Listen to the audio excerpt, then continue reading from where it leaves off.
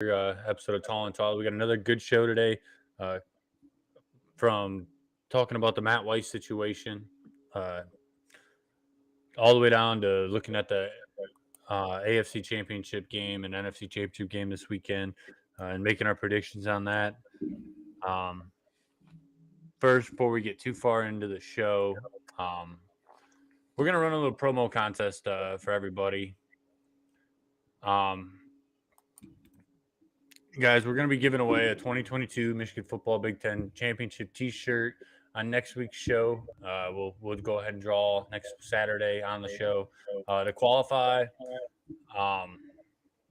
you must like and follow our page. It doesn't matter whether it's Twitter, Facebook, just like or follow, depending on the platform. Also, like and share today's podcast. Like I said, we'll draw the winner next Saturday.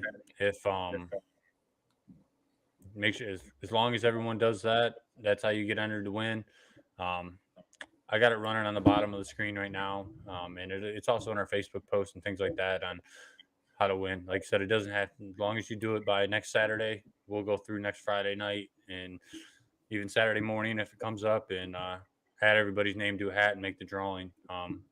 Yeah, we'll be giving away a Big Ten Championship T-shirt. Just make sure you like and share the page, or like and follow the page, and then share today's podcast.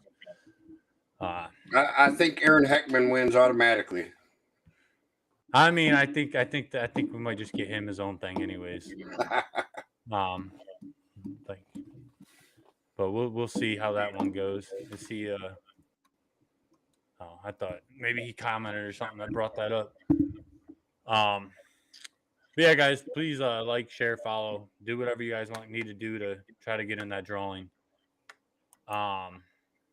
Moving on, I'll mention it again at the end of the show. Matt Weiss. It's kind of a weird situation. Haven't heard anything since he got the out. Haven't really heard anything since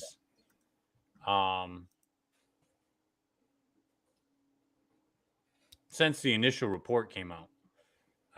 Right. It's kind of like I said, it's a weird situation going down. Whether it's something small, something big. What do you think?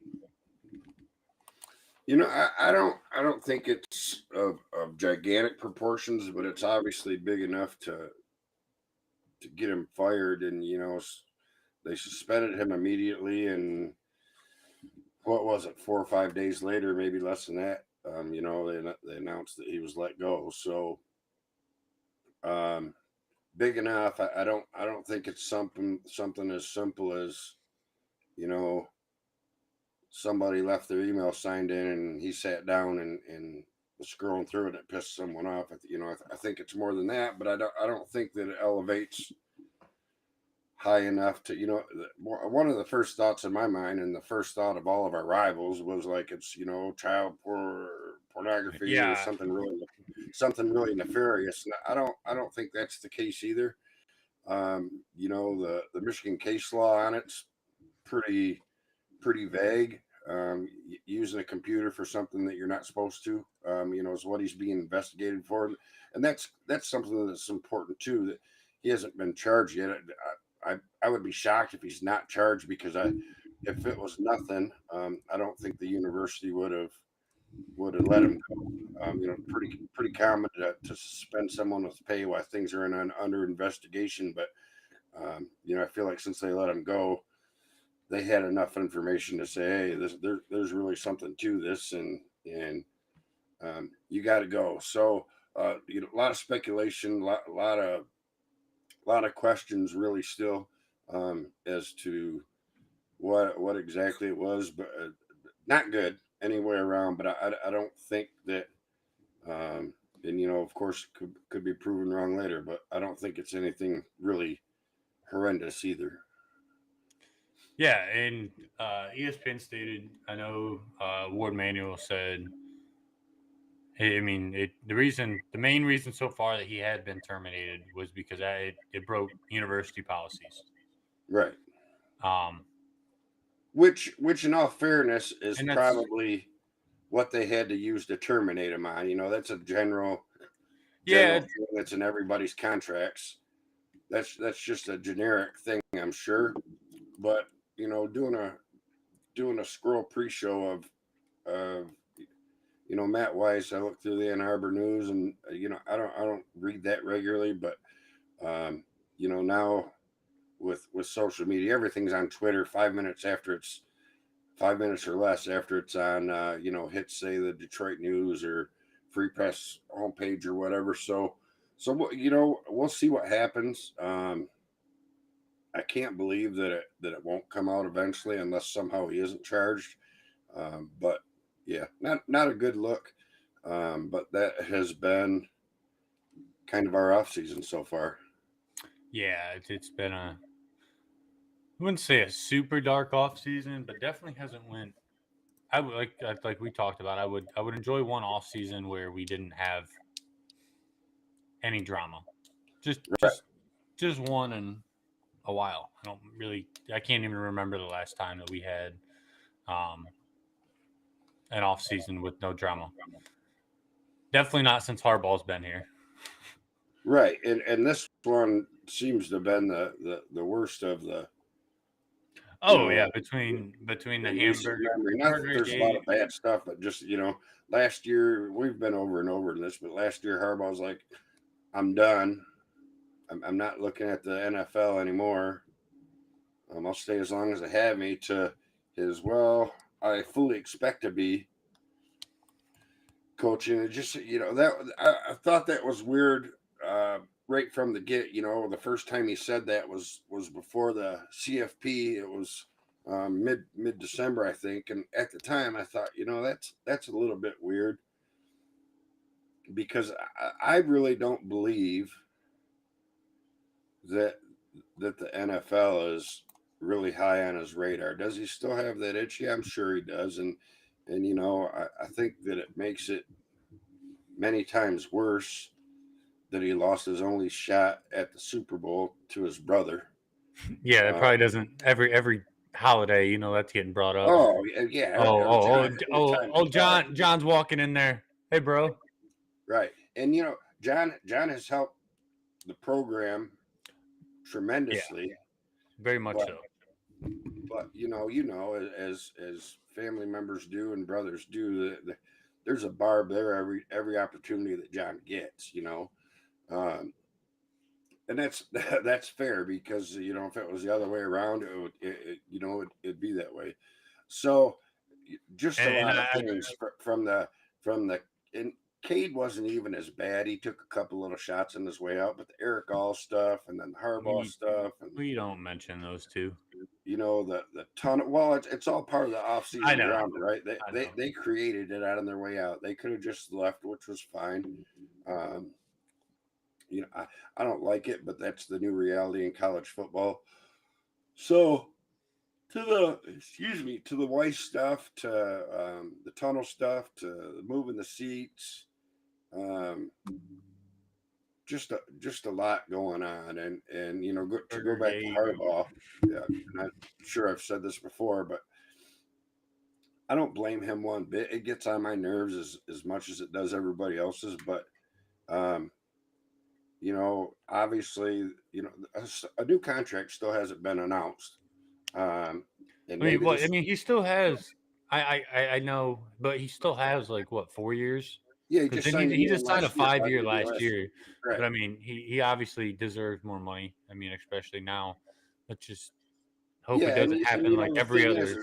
He's what's being reported is money for him is not a problem, and it never has been. He's wanting more money for assistance. He's wanting some help on the transfer rules. Michigan's policies and NIL, which Michigan is flat out. So they can't run it right, but they're flat out. Sounds like refusing to get involved on any level, and even as basic as being willing to contact some donors to say, hey, do you want to help here? And that we talked about that last season with Juwan Howard and Harbaugh when Hunter Dickinson was kind of talking about it. Yep. That it's Harbaugh and Juwan have pretty much been out there. Well, I don't know if they still are, but last season they were the ones out there trying to find their kids deals. Yep. But this all takes me back, like that part of it where that university says, "Oh, we don't want to be out looking." That takes me back and reminds me of this so much. We talked about it, I think, on our first episode. Is the fucking, in my opinion, it's the blue hair bullshit. Same thing as telling a 8-year-old kid to sit down at a football game at the big Right. house, let alone somebody who's not. I don't want to go down a rabbit hole because I feel very strongly and get pissed off about this every time I talk about it. But I think that's where it comes from, is that we're better than you. We don't need NIL deals. When if we're gonna compete in the long run and continue to get talent in like JJ McCarthy, Donovan Edwards, Blake Corums, they're gonna have to do something at some point. Yeah, absolutely. But I mean, it's weird to me. I just don't, because it's not like they don't have the fucking money. The amount of money that university makes a year. Not even Well, just up. and that's the thing is it can't come from the university, right? The Well, university, I get that, but there's the ways to get around university that. just really has to say, hey, yeah, we're gonna. So there's a guy who is a good friend with Hardball, Todd Anson, right? And Yeah. last year he come out quite a bit and was kind of like the middleman and relaying information from Harbaugh. And he was this year, he was just during this past episode too. And he man, I wish I would have thought about this and pulled it up, but I didn't know we were going down this route. But anyways, Yeah, me either. he had a $1 billion endowment lined up for NIL, and Warde shot it down. Oh yeah, I remember this. Yeah, and I mean, think me and you talking about he went on a 3 or 4 day Twitter rampage, posting little snippets, like not giving enough away to ruin their plan and everything, but enough to put Warde in a bad light. And I have no doubt that he is